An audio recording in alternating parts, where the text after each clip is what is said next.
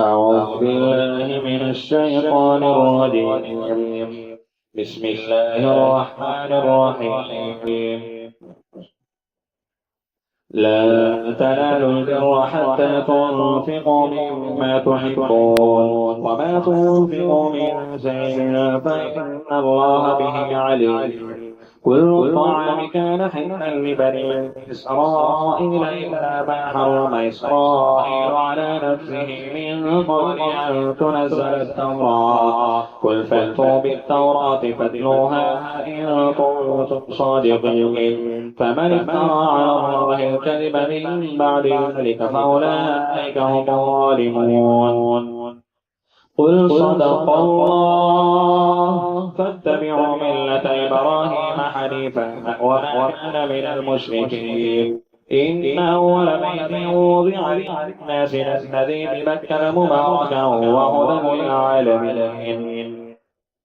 فيه آيات بينات مقام إبراهيم وما دخله كان آمنا ولله على الناس حج البيت من استطاع إليه سبيلا ومن كفر فإن الله غني عن العالمين. قل يا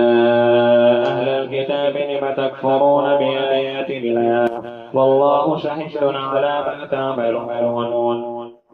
قل يا أهل الكتاب لم تصدون عن سبيل الله من آمن تبغونها عوجا وأنتم شهداء وما الله بغافل عما تعملون. يا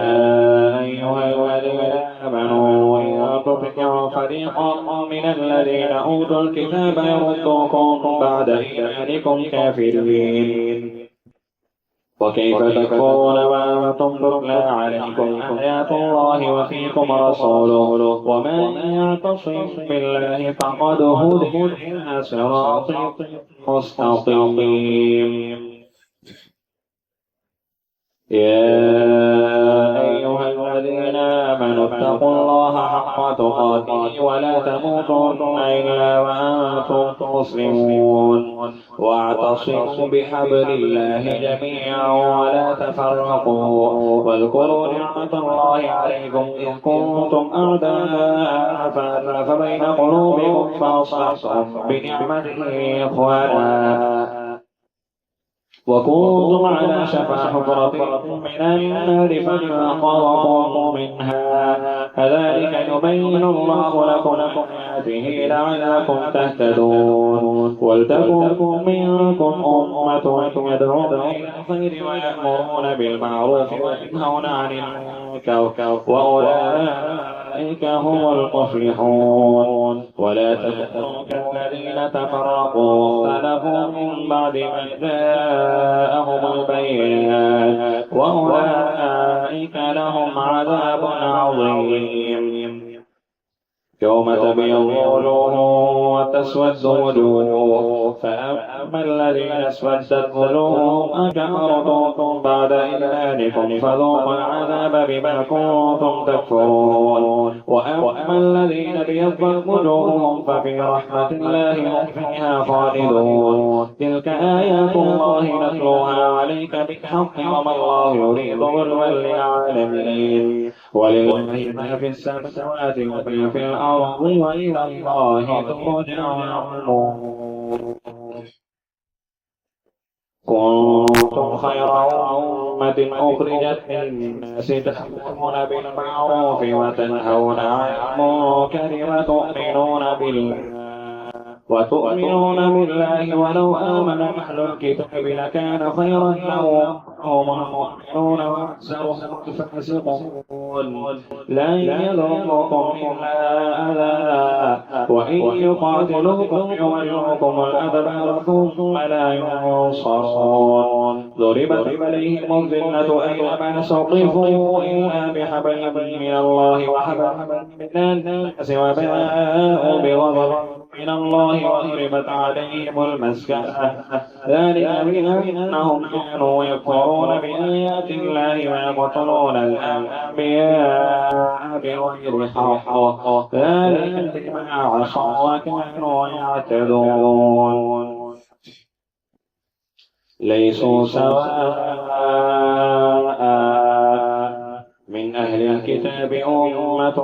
قائمة يتلون آيات الله آناء الليل وهم يسجدون يؤمنون بالله واليوم الآخر ويأمرون بالمعروف وينهون عن المنكر ويسارعون في الخيرات وأولئك من الصالحين وما يفعلوا من خير فلن يكفروا والله عليم بالمتقين إن الذين كفروا تغني عنهم أموالهم ولا أولادهم من الله شيئا وأولئك أصحاب النار هم فيها خالدون مثل من ينفقون في هذه الحياة الدنيا كمثل ريح فيها سر أصابت حرث قوم ظلموا أنفسهم فأهلكت وما ظلمهم الله ولكن أنفسهم يظلمون يا أيها الذين آمنوا لا تتخذوا بطانة من دونكم لا يألونكم خبالا ودوا ما عنتم قد بدت البغضاء من أفواههم وما تخفي صدورهم أكبر قد بينا لكم الآيات إن كنتم تعقلون أنتم أولئك تحبونهم ولا يحبونكم وتؤمنون بالكتاب كله وإذا لقوكم قالوا آمنا وإذا خلوا عضوا عليكم الأنامل من الغيظ قل موتوا بغيظكم إن الله عليم بذات الصدور إن تمسسكم حسنة تسؤهم وإن تصبكم سيئة يفرحوا بها وإن تصبروا وتتقوا لا يضركم كيدهم شيئا إن الله بما يعملون محيط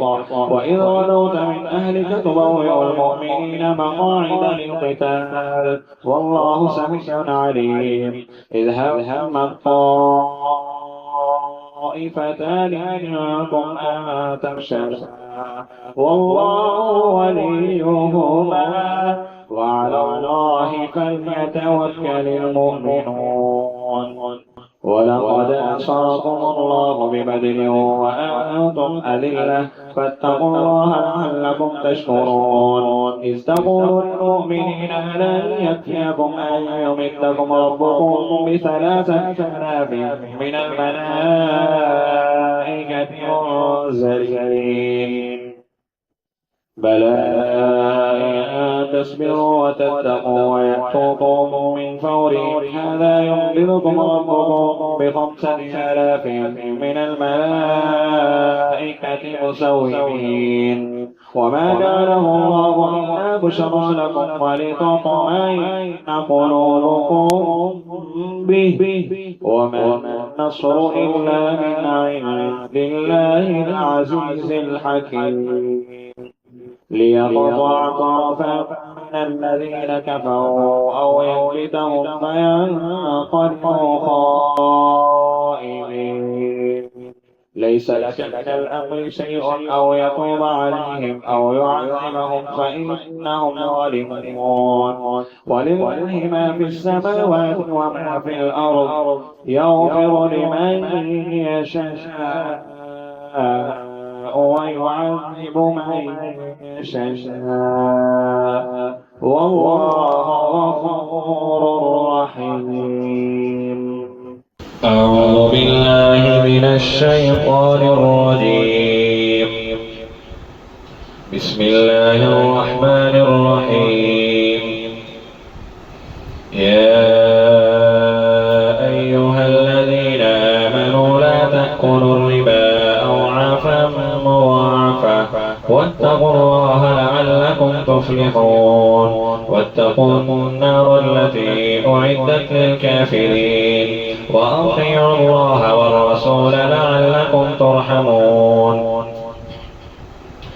وسارعوا إلى مغفرة من ربكم وجنة عرضها السماوات والأرض أعدت للمتقين الذين ينفقون في السراء والضراء والكاظمين الغيظ والعافين عن الناس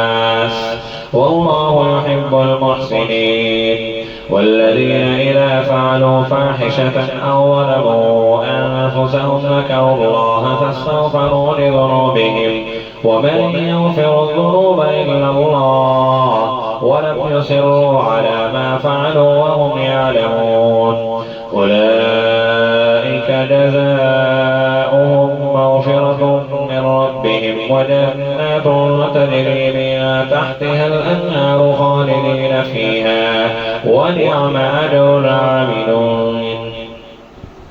قد خلت من قبلكم سنن فسيروا في الأرض فانظروا كيف كان عاقبة المكذبين هذا بيان للناس وهدى وموعظة للمتقين ولا تهنوا ولا تحزنوا وأنتم الأعلون إن كنتم مؤمنين إن يمسسكم كرح فقد مس القوم كرح مثله وتلك الأيام نداولها بين الناس وليعلم الله الذين آمنوا ويتخذ منكم شهداء والله لا يحب الظالمين وليمحص الله الذين آمنوا ويمحق الكافرين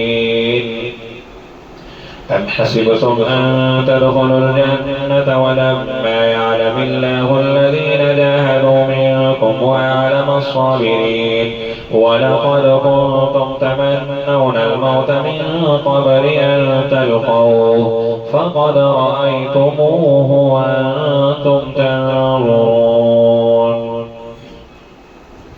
وما محمد إلا رسول قد خلت من قبله الرسل أفإن مات أو قتل انقلبتم على أعقابكم ومن ينقلب على عقبيه فلن يضر الله شيئا وسيجزي الله الشاكرين وما كان لنفس أن تموت إلا بإذن الله كتابا مؤجلا ومن يرد ثواب الدنيا نؤتيه منها ومن يرد ثواب الآخرة نؤتيه منها وسنجزي الشاكرين وكأين من نبي قاتل معه ربيون كثير فما وهنوا لما أصابهم في سبيل الله وما ضعفوا وما استكانوا والله يحب الصابرين وما كان قولهم إلا قالوا ربنا اغفر لنا ذنوبنا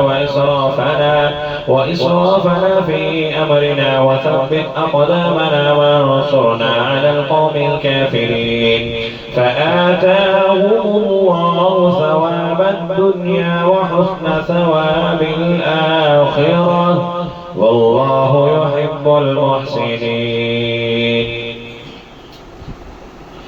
يا أيها الذين آمنوا إن تطيعوا الذين كفروا يردوكم على أعقابكم فتنقلبوا خاسرين بل الله مولاكم وهو خير الناصرين سنلقي في قلوب الذين كفروا الرعب بما أشركوا بالله ما لم ينزل به سلطانا ومأواهم النار وبئس مثوى الظالمين ولقد صدقكم الله وعده إذ تحسونهم بإذنه حتى إذا فشلتم وتنازعتم في الأمر وعصيتم من بعد ما أراكم ما تحبون ولقد عفا عنكم والله ذو فضل على المؤمنين إذ تسعدون ولا تلوون على أحد والرسول يدعوكم في أخراكم فأثابكم غما بغم لكي لا تحزنوا على ما فاتكم ولا ما أصابكم والله خبير بما تعملون ثم أنزل عليكم من بعد الغم أمنة نعاسا يغشى طائفة منكم وطائفة قد أهمتهم أنفسهم يظنون بالله غير الحق وأن الجاهلية يقولون هل لنا من الأمر من شيء قل إن الأمر كله لله يخفون في أنفسهم ما لا يبدون لك يقولون لو كان لنا من الأمر شيء ما قتلنا هاهنا قل لو كنتم في بيوتكم لبرز الذين كتب عليهم القتل إلى مضاجعهم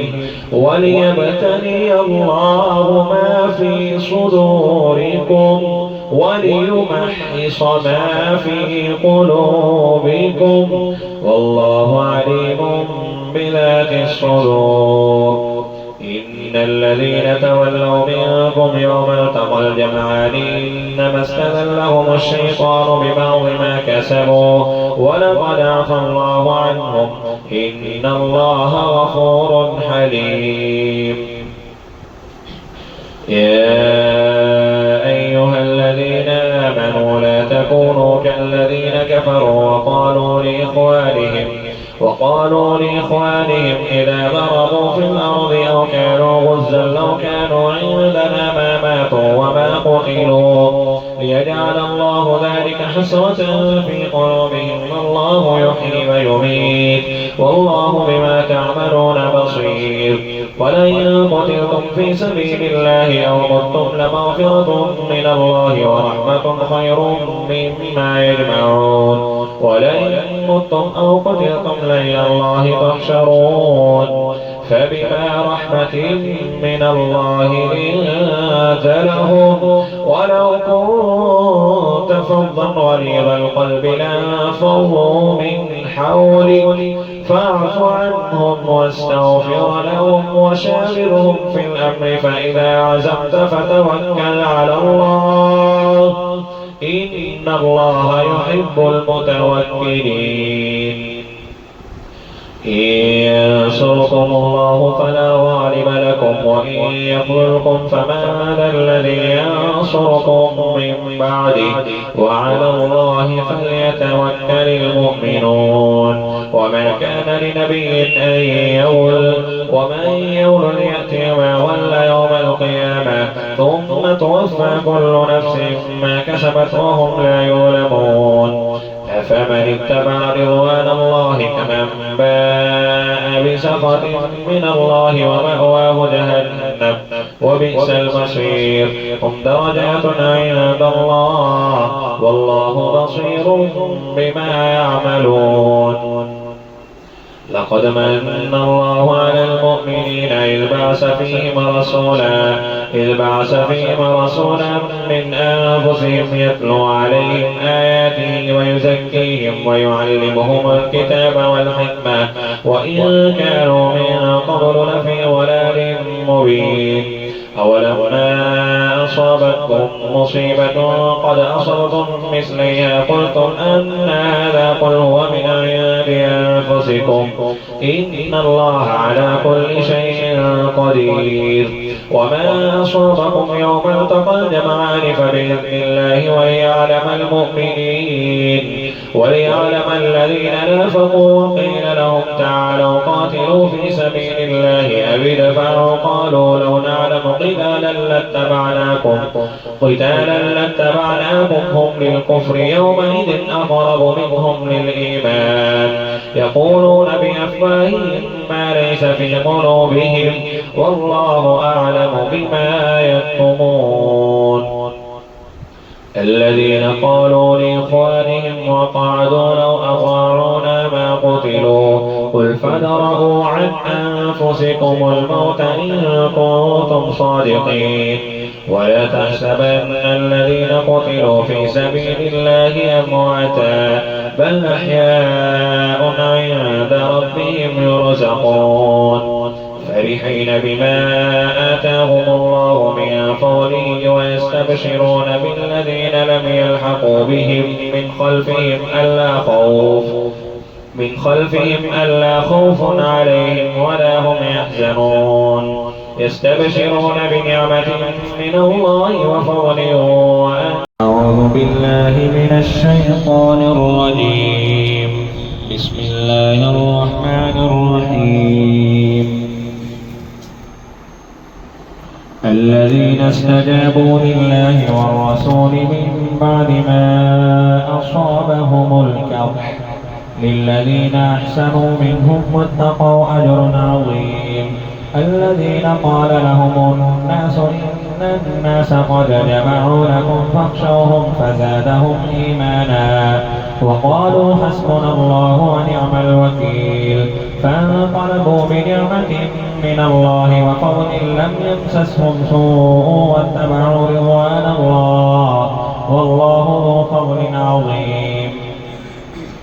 إنما ذلكم الشيطان يخوف أولياءه فلا تخافوهم وخافون إن كنتم مؤمنين ولا يحزنك الذين يسارعون في الكفر إنهم لن يضروا الله شيئا يريد الله ألا يجعل لهم حظا في الآخرة ولهم عذاب عظيم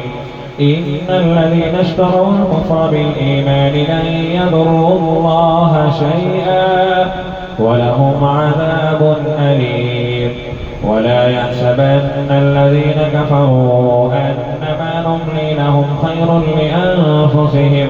إنما نملي لهم ليزدادوا إثما ولهم عذاب مهين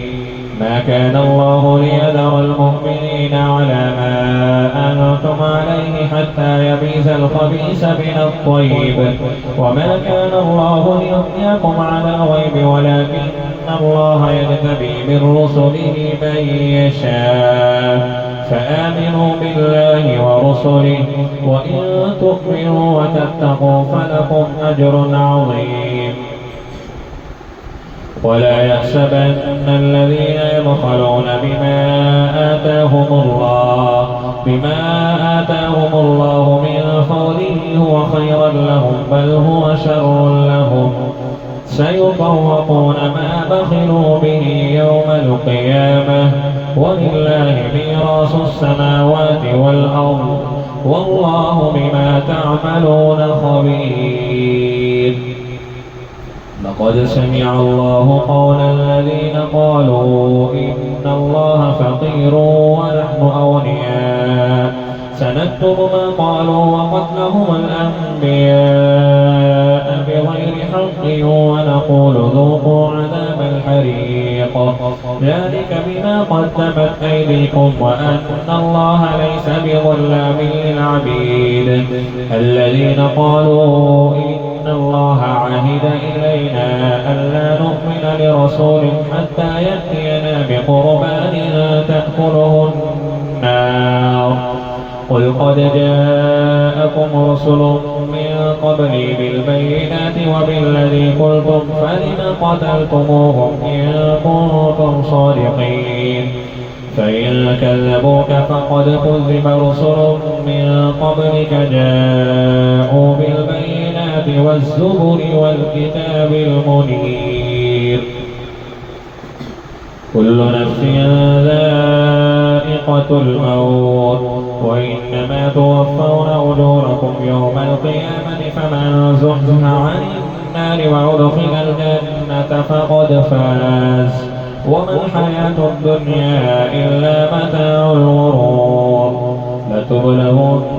في أموالكم وأنفسكم ولتسمعن من الذين أوتوا الكتاب من قبلكم ومن الذين أشركوا أذى كثيرا وإن تصبروا وتتقوا فإن ذلك من عزم الأمور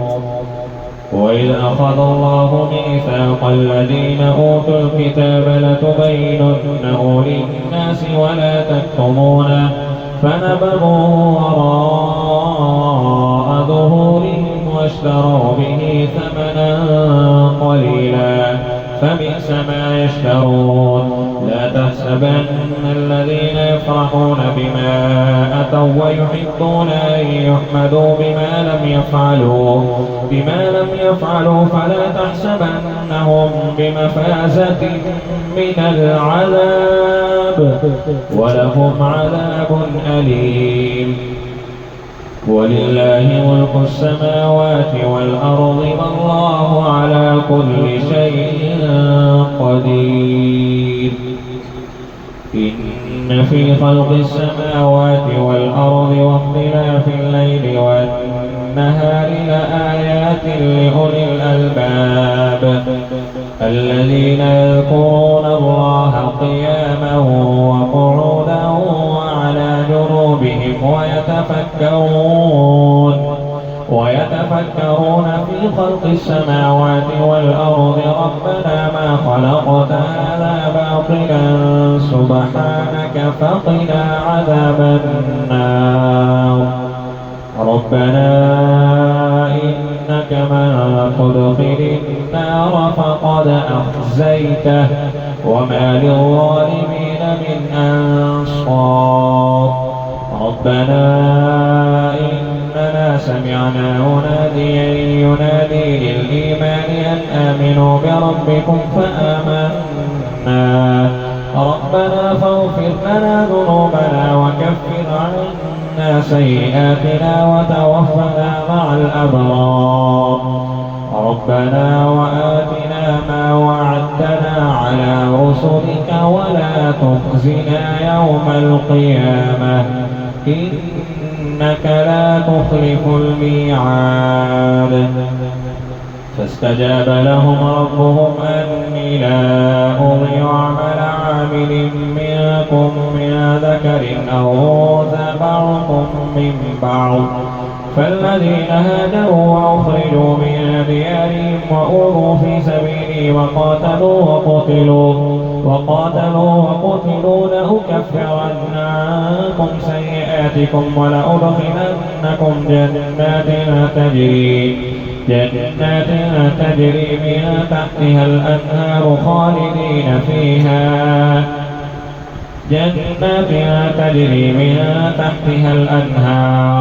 ثوابا من عند الله والله عنده حسن الثواب لا يغرنك تقلب الذين كفروا في البلاد متاع قليل ثم مأواهم جهنم وبئس المهاد لكن الذين اتقوا ربهم لهم جنات تجري من تحتها الأنهار خالدين فيها نزلا من عند الله وما عند الله خير للأبرار وإن من أهل الكتاب لمن يؤمن بالله وما أنزل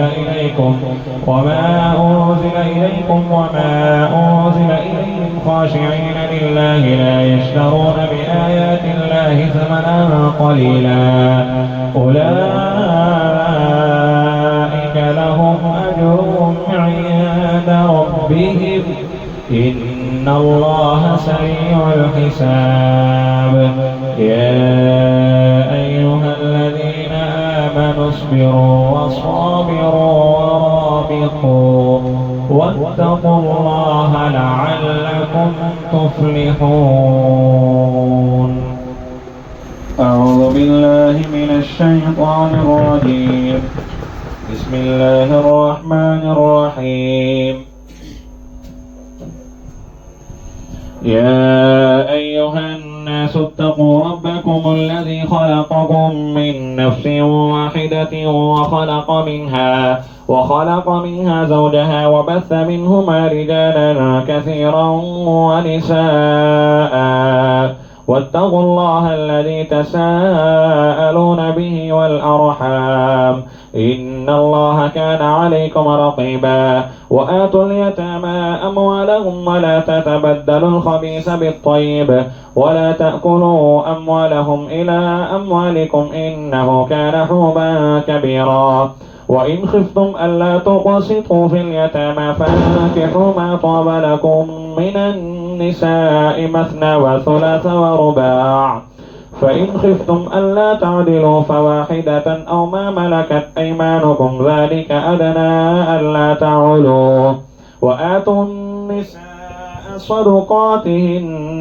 نحلة فإن طبن لكم عن شيء منه نفسا فكلوه هنيئا مريئا ولا تؤتوا السفهاء أموالكم التي جعل الله لكم قياما وارزقوهم فيها واكسوهم وقولوا لهم قولا معروفا وابتلوا اليتامى حتى إذا بلغوا النكاح فإن آنستم منهم رشدا فدفعوا إليهم أموالهم ولا تأكلوها إسرافا وبدارا أن يكبروا ومن كان غنيا فليستعفف ومن كان فقيرا فليأكل بالمعروف فإذا دفعتم إليهم أموالهم فأشهدوا عليهم وكفى بالله حسيبا للرجال نصيب مما ترك الوالدان والأقربون وللنساء نصيب مما ترك الوالدان والأقربون مما قل منه أو كثر نصيبا مفروضا وإذا حضر القسمة أولو القربى واليتامى والمساكين فارزقوهم منه وقولوا لهم قولا معروفا وليخشى الذين لو تركوا من خلفهم ذرية ضعافا خافوا عليهم فليتقوا الله وليقولوا قولا سديدا إن الذين يأكلون أموال اليتامى ظلما إنما يأكلون في بطونهم نارا وسيصلون سعيرا يوصيكم الله في أولادكم للذكر مثل حظ الأنثيين فإن كن نساء فوق اثنتين فلهن ثلث ما ترك وإن كانت واحدة فلها النصف ولأبويه لكل واحد منهما السدس مما ترك إن كان له ولد فإن لم يكن له ولد وورثه أبواه فلأمه الثلث فإن كان له إخوة فلأمه السدس من بعد وصية يوصي بها أو دين آباؤكم وأبناؤكم لا تدرون أيهم أقرب لكم نفعا فريضة من الله إن الله كان عليما حكيما